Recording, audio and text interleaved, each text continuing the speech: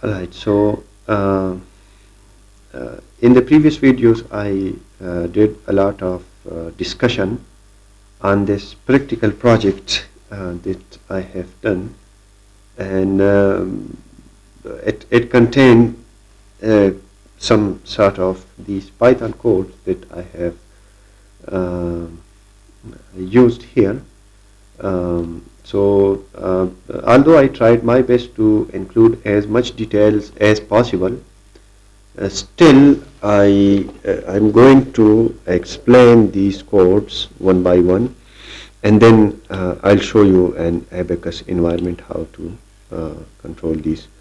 So this is the project one, and the first code that I have included here is this code for finding the distance between wheel starting and ending position. So let's go to the loads here, and if you look at here and I switch off this preview, perhaps I go to the assembly module. At this location, at these regions, for example, from this region to this region, I actually need a distance calculation, and this is actually required here. For example, I have this location 1 and location 10. So location 1 and location 10, these two locations, these are important, and I want to check the speed, because if I'm not able to check the speed in each tire pass, actually I'm exaggerating the model, because it's the material are creep material. I remember I have used these parameters here. I discussed this in the previous videos, if you remember actually. So I'm using these materials. If I go to the keywords editors, let me show you these keywords here as well.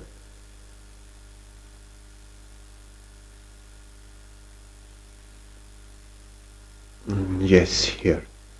So let's go to the material definition. These are the loads, the tire loads that for each pass I have created. So look at here, these are the materials, the creep materials. These are the materials that I am using here, and I think now it's clear why I'm using these materials here, and I have included this here as well. So these are the creep parameters that are required. Then these are the amplitudes that are responsible for each tire pass. So for one tire pass, then we have this for the other tire pass, and we have this for the other tire pass. So I have activated here 10 passes of repetitive cycles, and these passes are associated with the locations that I'm using here in this model. So the first thing that is very important when you are performing a study on repetitive loading is actually to find out the distance, right? You have to find out the distance between the loading environment up to locations here. So let's check that. It's here. So yeah, this one. So look at here, this is the code for finding the distance, which is a very simple calculation here. Let me open this with Python ideally.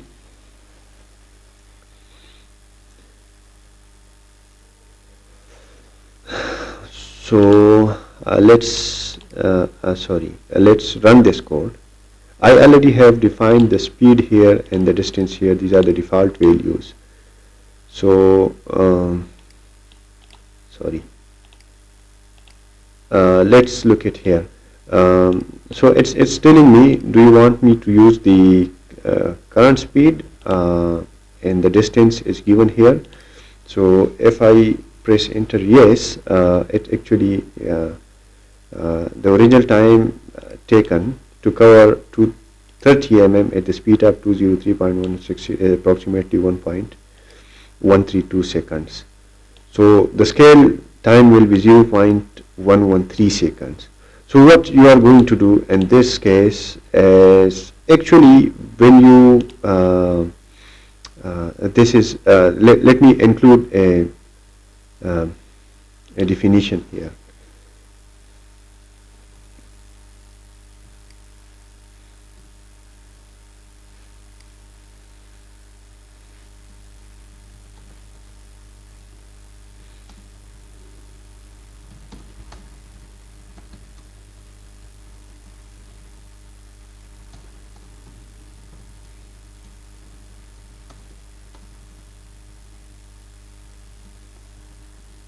So this is important.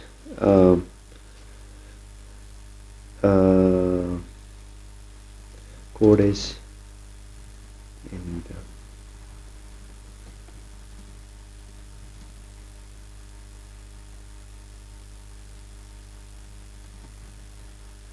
so you must make sure if you are using the scaled amplitude. So let me just copy this and paste it here as well, so that everything I'm using here is accurate. So if you are using the scaled time, right, if you are using the scale time, and the scale time is given here in this manner, you must make sure that this each tire pass speed is aligned with this data. And let me show you that graph here as well. For tire pass 1, these are the values, and this is covering the speed. For example, if it is activated, then it's taking some time. So that is divided by 1000 that I used in this code. Let me show you here.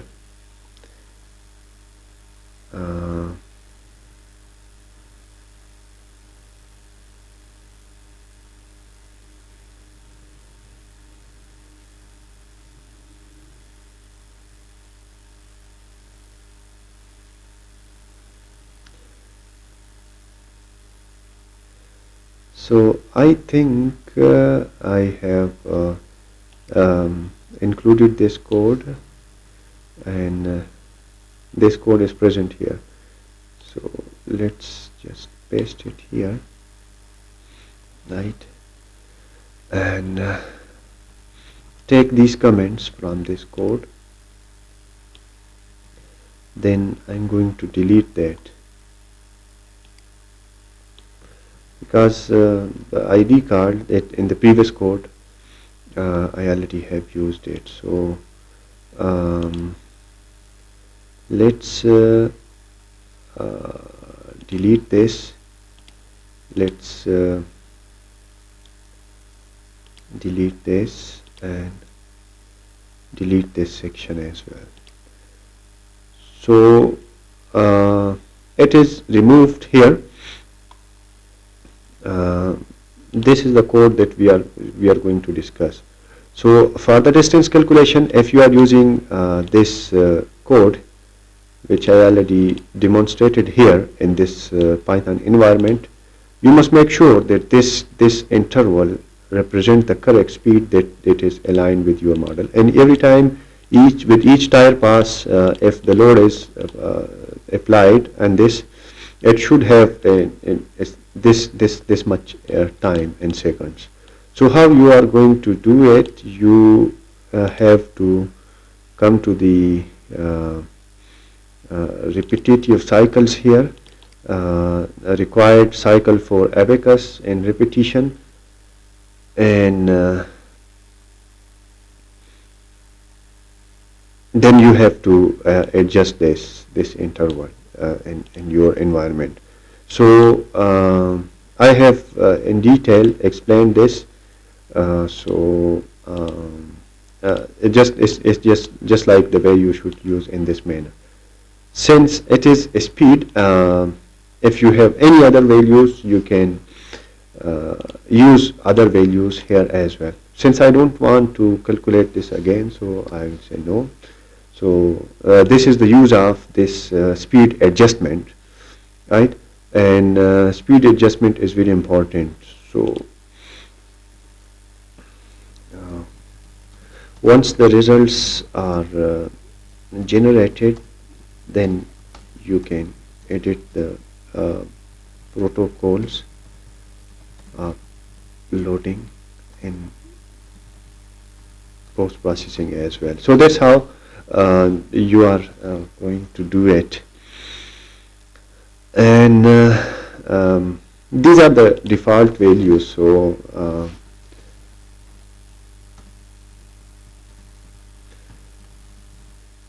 don't worry about these values, right? These are default values, and you must not take care of it, right? It's not that much important. So this is the scale down temperature, so amplitude. So if you don't want to scale them and you have a very good computer, you don't need to do that. So in case if you have a powerful computer, you don't need to scale down the speed and simulate it. Do this original.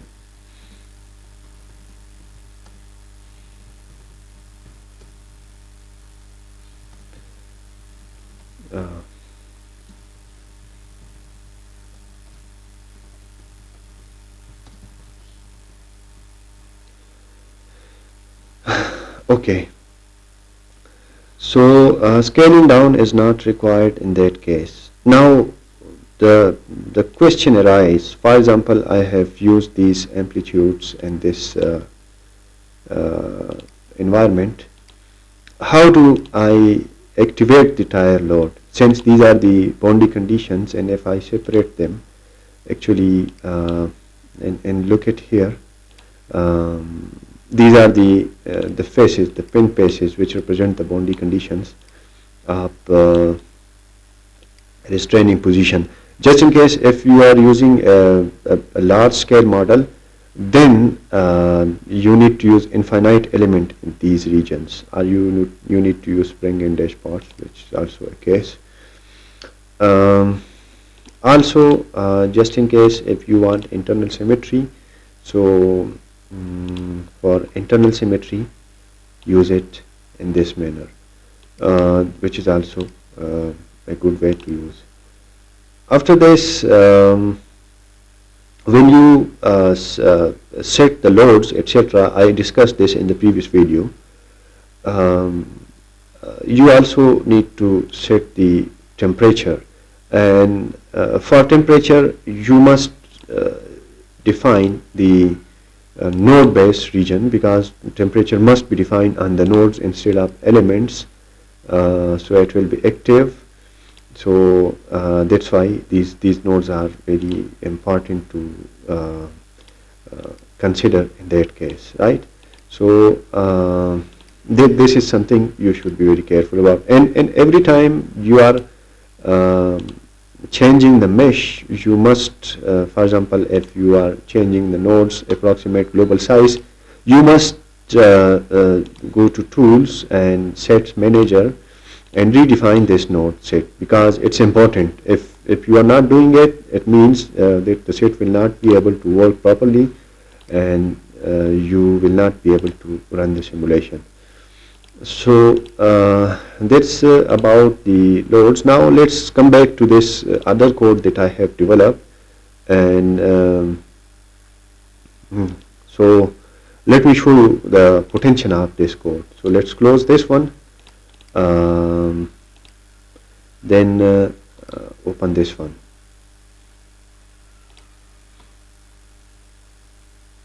This code will be provided with this course. If you are following this course and you have purchased this course, then you will get this code. So let's run it. But before that, let's go to delete it, and let's take this because it was 25,000 repetition load as well done for someone else. So let's delete this as well, because this cycle, this was too heavy to consider and graphs, so that's why I am not deleting it. Now enter the number by which to divide the values in the odd column. What actually this represent here?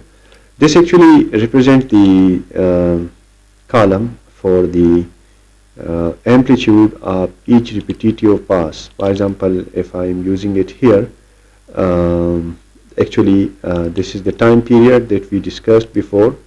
So I'm dividing this with 1000. I'm scaling it down to 10 seconds, right? So this is actually the scale factor that you need to consider if you are working with the repetitive loadings in your environment and you have no idea about the UMAT, then you need to play with it. And this is actually, I also have mentioned this, if you have UMAT and you are able to do that with UMAT, then that's okay, right?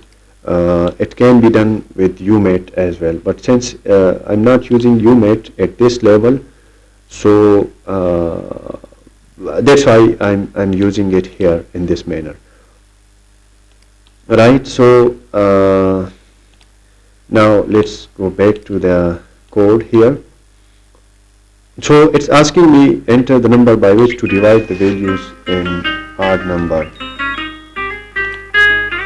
Okay, so it is important in that case. So let's check it. For example, if I want to scale down the loading time to 1000, right, or 100. So let's make it 1000. And I mentioned this here as well, just in case you need to remember.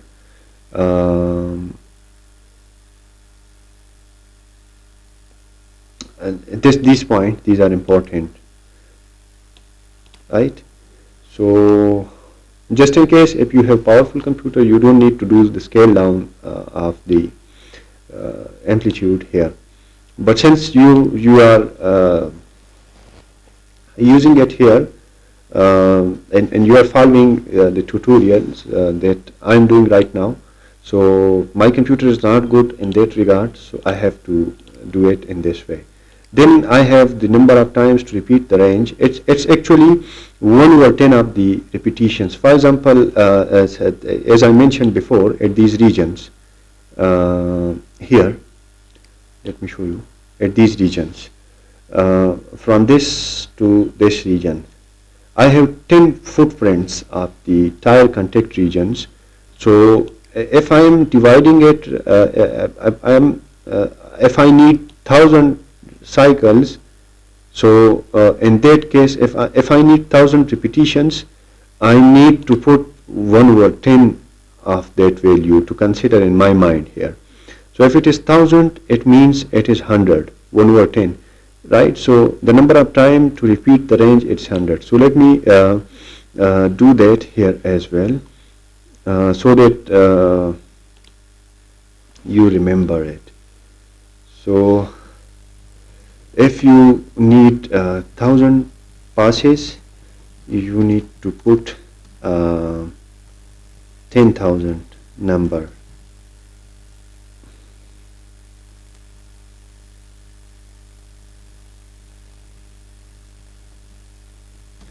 And vice versa. So this is important.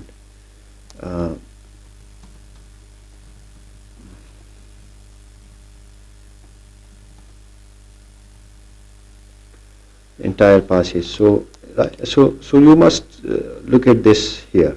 So at this time I actually need 100 repetitions.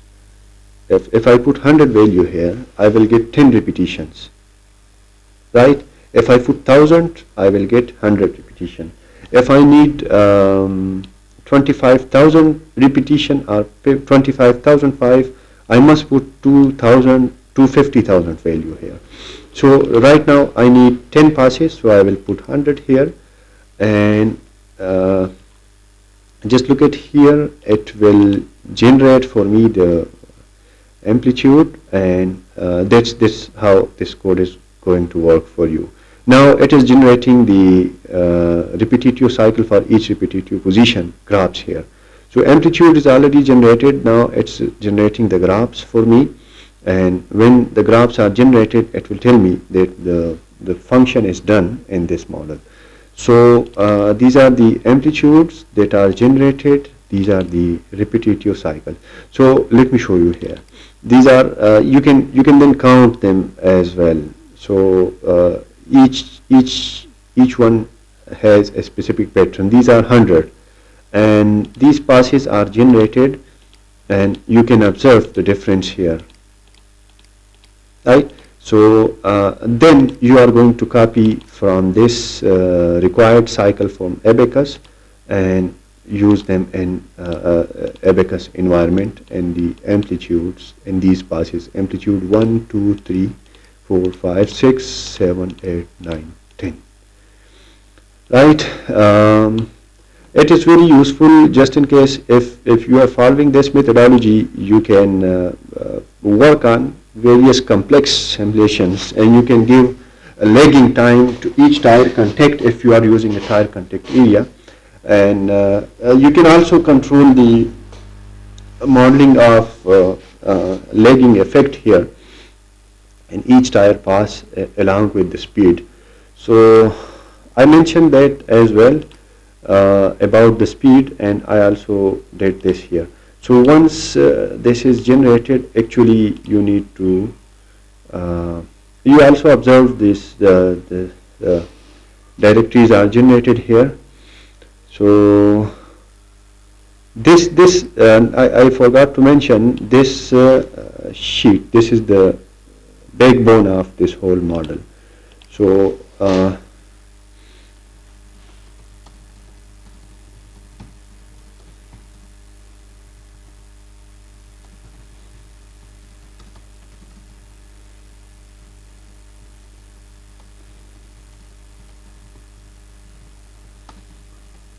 so it is a predefined pattern. You must have this Excel sheet in order to use it and get benefit from this existing Python code. So it's very important. If you have this repetitive Excel sheet, this one, you will be able to get all these files in this course. So this is important, and now it's done here. So let me include some comments here just in case if required.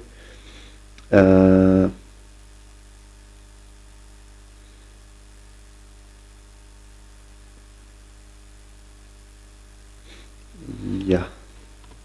So just in case if you have more than 10 passes, and look at here in ABAQUS, if you have, let's look at here in the assembly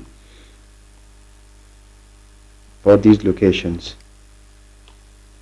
If you have more than 10 passes, you have to adjust the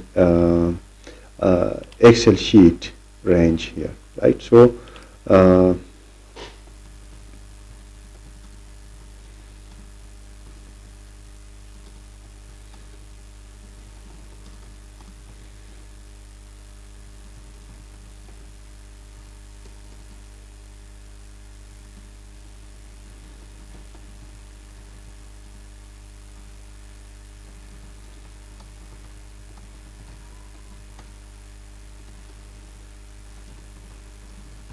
right, so it's important, and to do so you need to just make sure to change the location of the columns only, right? So it's like that, and also to validate this point you need to do changes in this Excel sheet.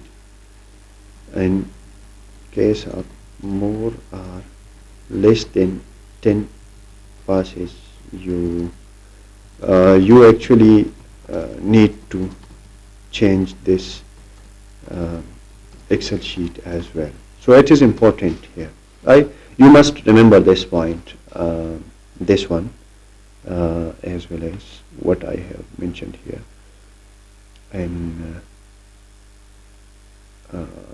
other locations here, this one, right? And since I mentioned here about these, so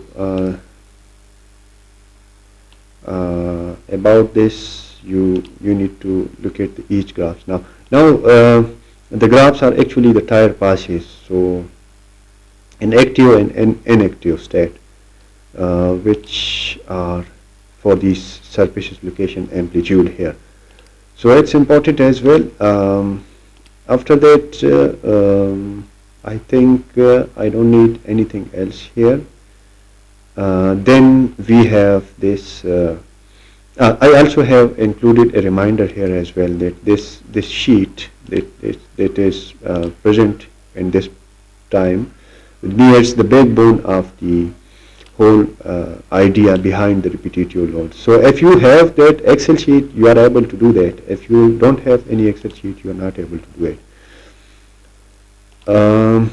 After that, let's go to the other discussion, go for getting the active and inactive rutting depth with respect to loading.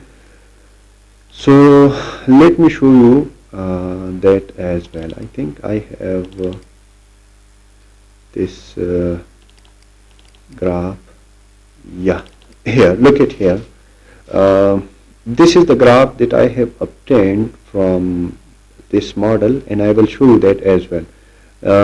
This is the actual loading active rutting depth, and this is this is with unloading number. So with loading, it is for unloading, and this is for loading cycles. So find for and this is unload. This is loading. Another one is unloading. Sorry, the names are a bit changed. When you simulate this model, actually you will get this results. I discussed this in detail. So if I go to open and go to ODB here, I think it is in the jobs in this folder. So ABAQUS file and job here. Let me check the status file here. Yes, it's the same thing that I have done here. So in the jobs, road creep ODB.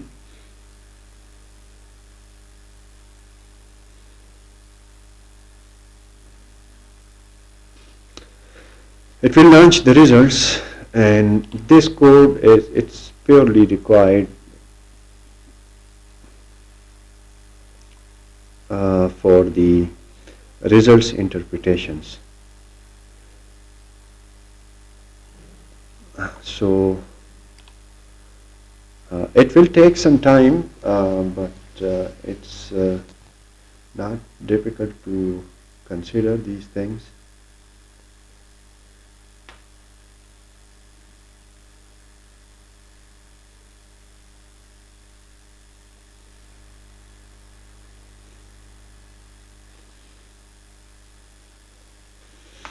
I'm also trying to include the fiber reinforced pavement as well. I'll try my best to include that too.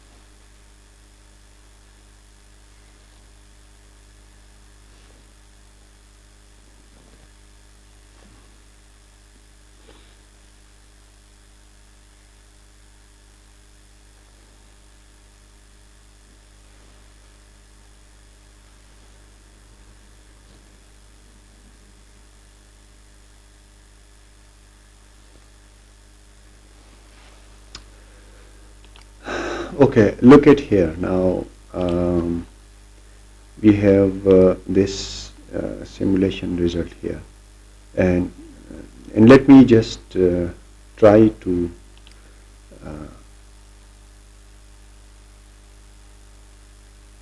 simulate this as well. You will need to look at the creep strain. Let's redo that again.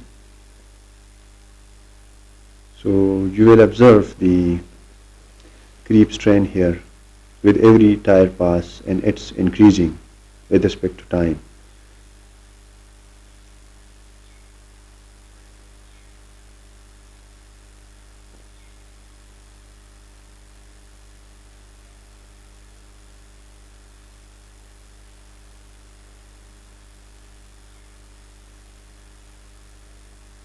Tire pass is occurring, and believe me, it's very simple model. It's very simple model. I have made it very simple. Just there is a little bit of complexity. That's why I am covering this topic in a detailed discussion, so that you guys understand the whole process of what's going on when the model is working. Right? So this is the creep strain. This is developing in this model.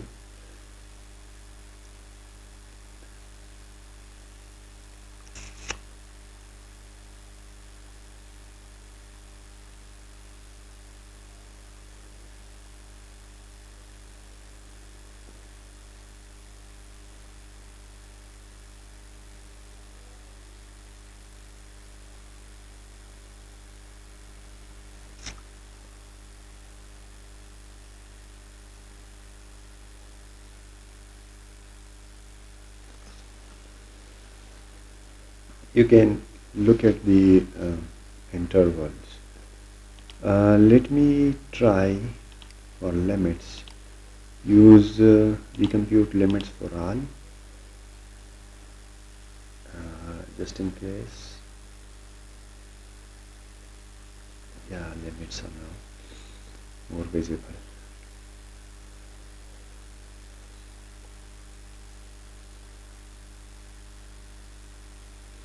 So the simulation is very fast, but the development of the strain is slow, the maximum principal strain, right? So also make sure, just in case if you are working with repetitive loading and you are using the data which include Pani series coefficients, you will need to get the creep strain and creep strain magnitudes, just in case if you are confused with it. The equivalent plastic strain and plastic strain will be 0. So let me just move forward. You can see the strain is developing on this model in this manner. Then we have logarithmic strain. Normal temperature is constant, so not changing the temperature. Look at the rutting profile here, right? So since the mesh is very large, so this rutting profile look very exaggerated here. And if you look at the stresses, and I replay the simulation, then you will see here that with each tire pass, that residual stress is changing.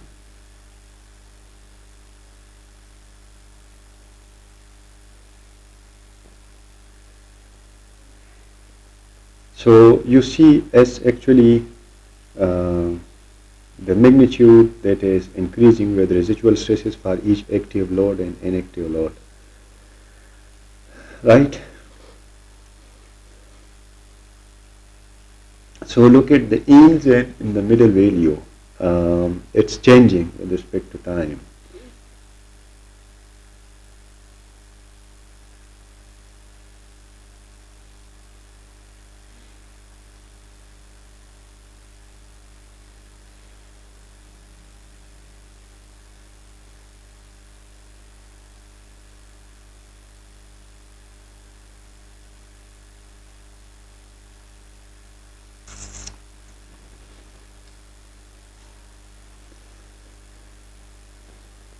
So now you see that the magnitude is increasing with respect to time.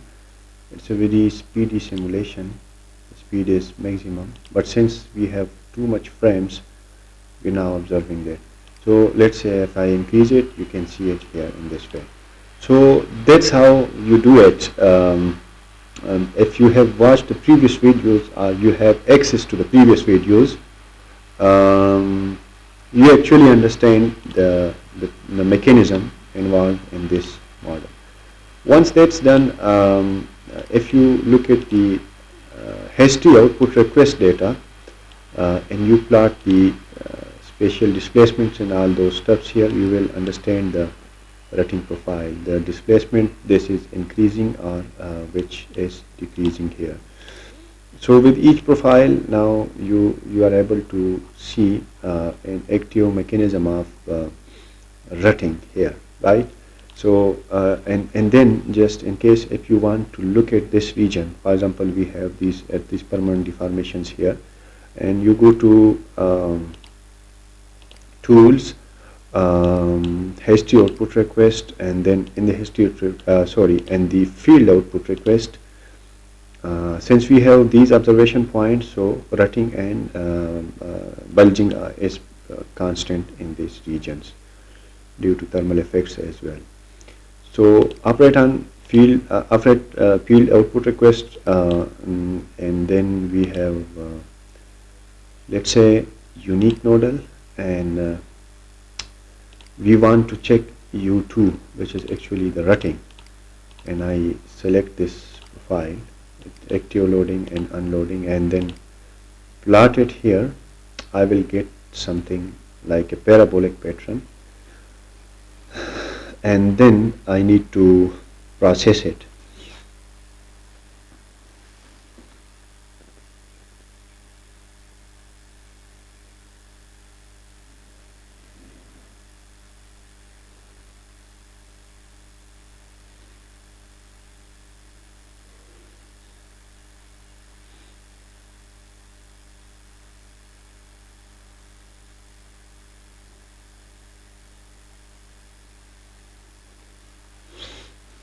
So once you complete your simulation and you actually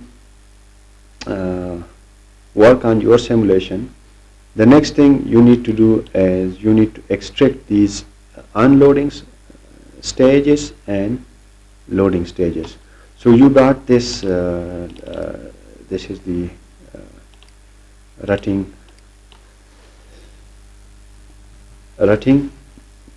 in millimeter, and then we have time in seconds, or if I say S, that's okay, right? So we have rutting and time here, and we have these profiles that are available with us. So then we need to go to the Excel utilities and export these to Excel. And why it's important? Because for this you need the rutting depth file, and by default these are the XY to Excel and rutting depth. So you have to rename the sheet with rutting depth, right, and the file, and then the sheet will be XY to Excel. So just in case if you are using any other sheet, you need to make sure to change it.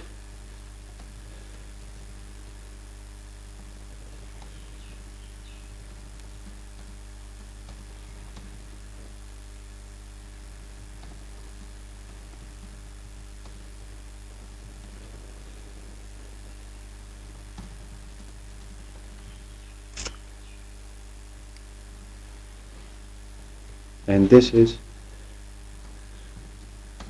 from the post processing of ABAQUS, right? So active Microsoft Excel Office is required. So from current Y to Excel, click on apply.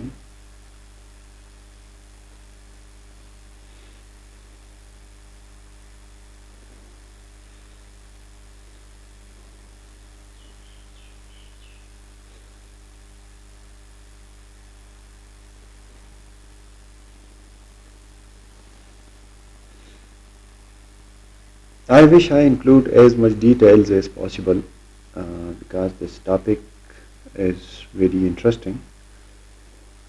But since you now you all have access to ChatGPT, you can generate such kind of codes, because this is not something like magic. All these stuffs that I'm using here are generated with some custom prompts using ChatGPT. So everything that I'm using here regarding to the codes, these are done with ChatGPT here. And I'm going to explain this code here as well. It's very easy to use.